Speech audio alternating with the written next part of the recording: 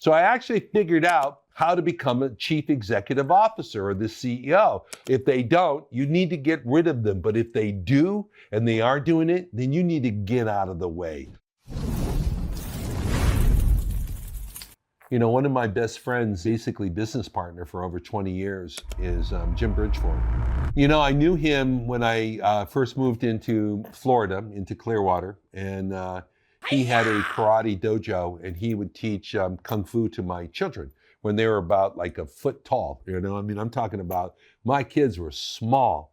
He was like his sensei, right? We got to know each other there, didn't become friends or anything like that. And I started a business here in Florida, and it was going well, and I needed a good guy, and had gone through about 3 or 4 or 5 people trying to find a good guy. He came in, he started working, and he turned out to be a good guy. You know, I'll tell you something, our relationship grew. We shared a lot of tears on the same carpet, man. We went through highs and lows, and, you know, we're doing well this week, and we're dying this week. And I mean, it's just a lot of things that you go through when you're building a relationship with people, right? And, you know, I watched his kids grow. He watched my children grow. We've lived our lives together. We've been professional business partners together.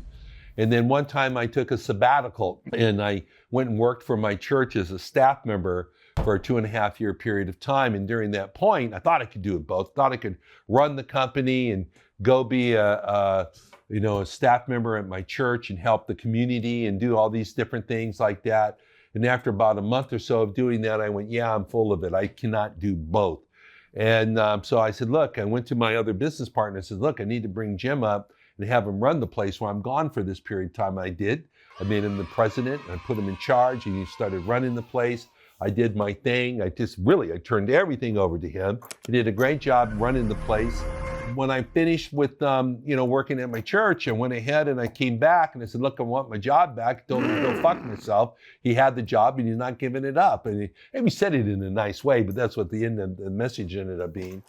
And I'll tell you, it was an interesting thing where I went, okay, so he just got elevated up into the command channel, and he's the key honcho, and he's the president. So I got to figure out, how do I become the CEO? How do I become worthy? I mean, like, what do I do now? I'm used to running the day-to-day affairs, and what actually turned out to be one of the best things, I could have pulled rank on him, right? I said, no, I own the company. You're going to go back to that job. I'm taking your job off. But I was smart enough to go, no, don't do that. That would be stupid. He's doing a good job. Let him continue doing what he's doing. So I actually figured out how to become a chief executive officer or the CEO. I had to go through all these steps, all this process, all this.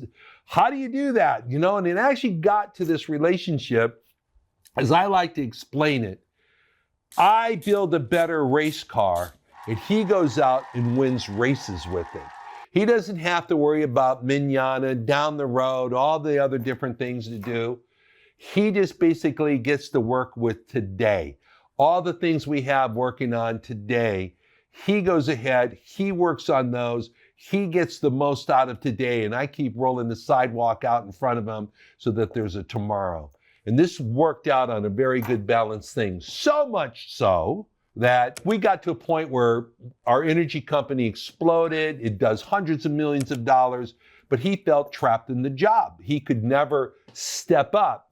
So I went through and I finally found the guy that could actually step him up. So now, of late, I got moved up to chairman of the board. He got moved up to CEO. The guy's name's Tony. He got moved up to be the president.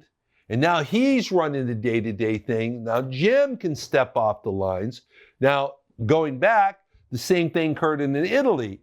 I went down there. I spent, about 3.5 years putting in the human resource department, the marketing department, the sales department, the operation, customer service, the finance areas, all of these things, all these machines, I put them in place. And then I turned them over to him, which allowed me to move up the organizing chart and actually go back to being the CEO of the company. So these are the things that you can do. You can empower people. You can actually get people that you can actually believe in and trust in, and you empower them, and then you see them do the job, you let them go take the job, run with the job, and you get out of their way.